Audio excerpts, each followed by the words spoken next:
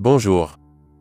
Les 10 pays les plus pauvres au monde ont comme point commun de vivre sous un régime autoritaire, sans institutions judiciaires solides, sans presse libre et avec un taux de corruption élevé. Tous ces facteurs, conjugués avec la faiblesse des institutions financières et le manque d'investissement, en font des pays très peu attrayants pour les investisseurs étrangers. Et pourtant, certains pays de ce classement jouissent encore de matières premières considérables. 10 pays les plus pauvres du monde.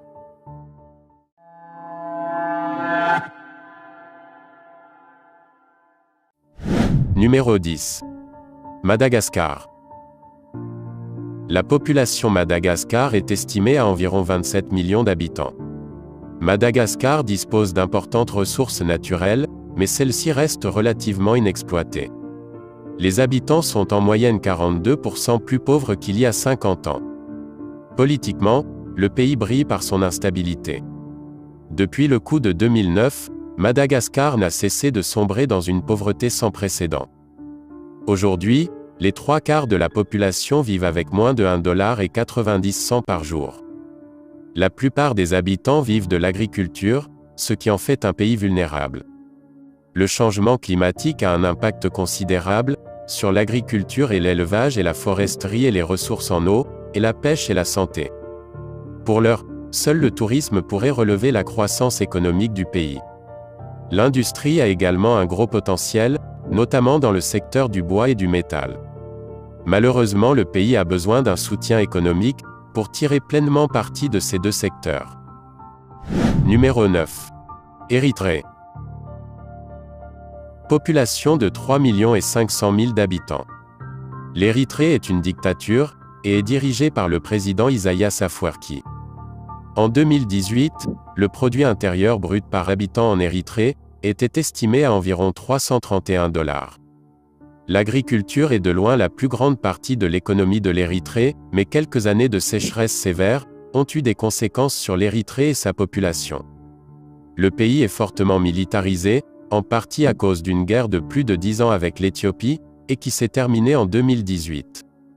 Moins de la moitié de la population érythréenne a accès à l'électricité, et il n'y a qu'environ 14 abonnements de téléphone portable pour 100 personnes.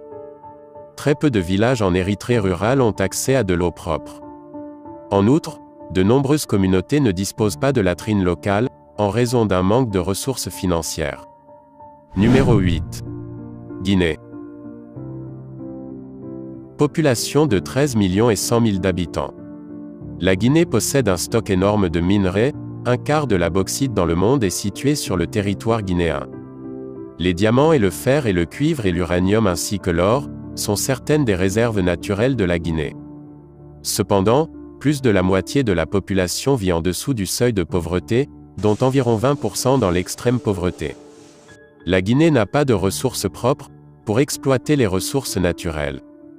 Comme de nombreux pays pauvres, la Guinée a une économie largement agraire, l'agriculture représentant environ 2/3 de l'emploi total. Seul 1/3 environ des habitants ont accès à l'électricité, et le taux d'alphabétisation de 32% du pays, qui est l'un des plus bas du monde. En 2016, un projet minier de 20 milliards a même dû être abandonné. La Guinée est devenue incontrôlable, malgré une population raisonnable de 13 millions d'habitants. Numéro 7. Mozambique. Population de 27,6 millions d'habitants. Les conditions climatiques extrêmes, notamment les inondations et les sécheresses, entravent le développement du pays. De graves inondations et sécheresses menacent l'accès à l'eau potable propre, ainsi que la capacité de cultiver et de maintenir la nourriture par le biais de l'agriculture. Bien que l'économie du pays se soit améliorée en 2011, grâce à la découverte de gaz naturel, le développement est toujours à la traîne, en partie à cause de la guerre civile qui a duré plus de 10 ans et demi. La plupart des habitants vivent en dessous du seuil de pauvreté.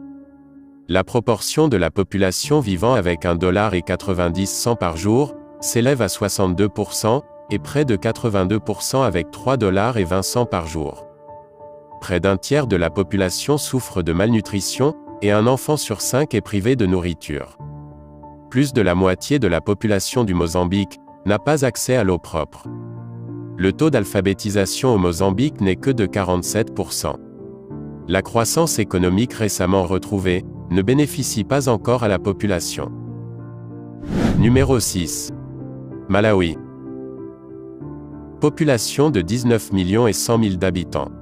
Le Malawi, l'un des plus petits pays d'Afrique, a fait des progrès ces dernières années dans l'amélioration de la croissance économique et la mise en œuvre de réformes structurelles cruciales. Un nouveau gouvernement reconnu par la communauté internationale a été démocratiquement élu. En conséquence, le Malawi reçoit un soutien financier du Fonds monétaire international et de la Banque mondiale. Le Malawi est non développé et extrêmement pauvre, et la famine a frappé la population plusieurs fois. Environ 25% de la population vivent dans l'extrême pauvreté, malgré la croissance économique de ces dernières années. Le tabac est la plus grande exportation du Malawi, et l'agriculture dépend beaucoup des précipitations, et représente environ 90% de l'emploi du pays. La croissance démographique est plus grande que la croissance économique, ce qui signifie que les besoins de certaines personnes ne peuvent pas être couverts. En 2015 et 2016, seuls 17% de la population pouvait satisfaire ses besoins alimentaires. Le soutien de l'étranger reste indispensable. Numéro 5. Niger. Population de 24 100 000 d'habitants. Environ 80% de la surface du Niger fait partie du Sahara. L'économie du pays dépend de deux ressources, l'or et l'uranium. L'inflation et les inondations et les taux de fécondité élevés, et les infrastructures sanitaires médiocres et les terrains désertiques et la surpopulation, ne sont que quelques-uns des problèmes qui entraînent la mauvaise situation économique du Niger. La population ne cesse d'augmenter, ce qui intensifie la pression sur l'agriculture. Les grands projets ne généreront des bénéfices que dans plusieurs années. Beaucoup de gens fuient les territoires occupés. Au niveau de l'éducation, beaucoup de personnes sont analphabètes.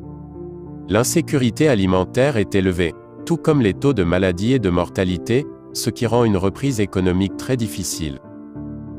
Numéro 4. Libéria. Population de 5 millions d'habitants. Au Libéria, le président nouvellement élu n'est autre que George Weah, ancienne gloire du football mondial. Une guerre civile a décimé la population, avant de prendre fin en 2003. Mais les difficultés sont toujours bien là. Le pays a été touché par Ebola et par une inflation des prix des produits de base. Environ 64% de la population vit dans la pauvreté, et moins de 50% sont alphabétisés. Toutefois, la situation s'améliore lentement, car la jeune génération est en train d'apprendre à lire et à écrire. Moins de 20% de la population a accès à l'électricité, et environ 39% est sous-alimenté. Pour l'heure, le Libéria survit grâce à son caoutchouc et son minerai de fer et son huile de palme.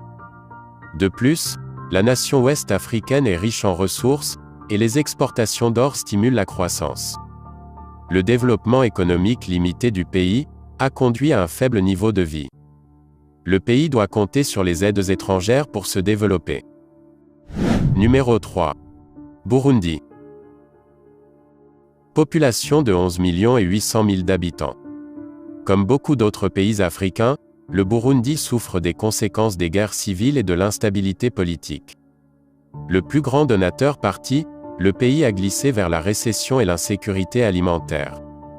Le prix des produits tels que la pomme de terre a fortement augmenté. On constate également une baisse de la production de café, qui est la principale exportation du pays. En conséquence, la population est extrêmement vulnérable aux fluctuations des prix, et aux restrictions à l'exportation et à la pénurie alimentaire. 82% de la population vit en dessous du seuil de pauvreté. Environ 90% de la population dépend de l'agriculture pour survivre.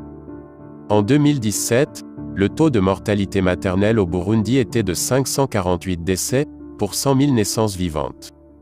La surpopulation est un autre problème auquel le Burundi est confronté, car la superficie des terres est relativement petite par rapport aux habitants. La nation est fortement dépendante de l'aide étrangère. Numéro 2. La République démocratique du Congo. Population de 89 400 000 d'habitants. Un autre pays pauvre, qui est devenu victime de guerres civiles et de surpopulation. La République démocratique du Congo pourrait être le pays le plus riche d'Afrique, sans les guerres civiles et les dirigeants corrompus, qui gardent les richesses pour eux. La République démocratique du Congo est un pays riche en ressources, comme les minéraux précieux, tels que le cuivre et les diamants et l'or. La faiblesse des infrastructures et le manque d'éducation et d'alphabétisation sont d'autres raisons de l'incapacité de la République démocratique du Congo à exploiter pleinement son potentiel et à assurer sa croissance économique. Près de 64% d'une population de 89 millions d'habitants vit dans une extrême pauvreté. Environ 17% seulement de la population a accès à l'électricité, et il n'y a pas de ligne téléphonique fixe. Comme dans de nombreux pays pauvres, les résultats en matière de santé sont à la traîne au Congo. Par ailleurs, 40% du budget du pays est destiné aux institutions et à ses dirigeants. Numéro 1. République centrafricaine. Population de 4 800 000 d'habitants. Bien que le pays possède des ressources naturelles précieuses, notamment des diamants et de l'or et du bois et du pétrole et de l'uranium, il reste extrêmement sous-développé, en grande partie à cause de l'instabilité politique permanente, et d'un certain nombre de conflits dans la région au cours des décennies. Pour la première fois depuis l'indépendance en 1960, la République centrafricaine a un président démocratiquement élu.